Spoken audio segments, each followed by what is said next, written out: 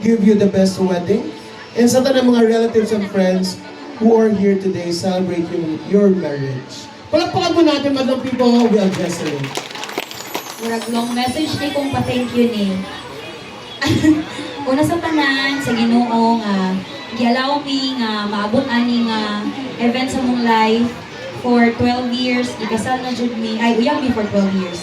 And gikasal na jud mi karon finally. And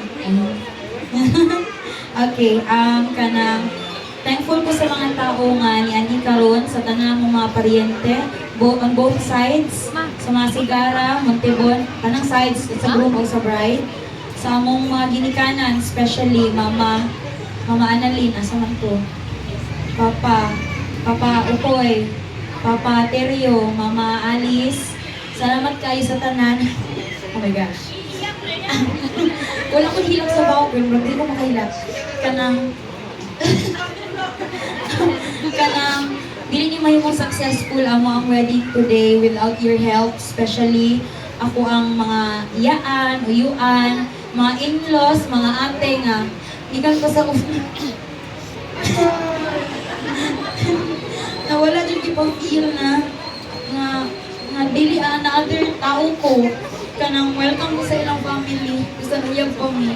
And ako kay sila tabang na mahimong successful akong wedding karon. Sorry. Yay ka. Bawal tayo ng kailangan eh. Doon na ni Jesselyn Sigara, basig malibog mo. Muntibon akong middle initial, Valentino iya ha. And salamat sa among mga friends na naapo din karon to celebrate us. Kay amon jud ning adlaw. Sa mga ninong ug ninang bisan og apiki kayo mga panahon kay nanarbaho, salamat kayo sa among suppliers, Sir Dave and the team.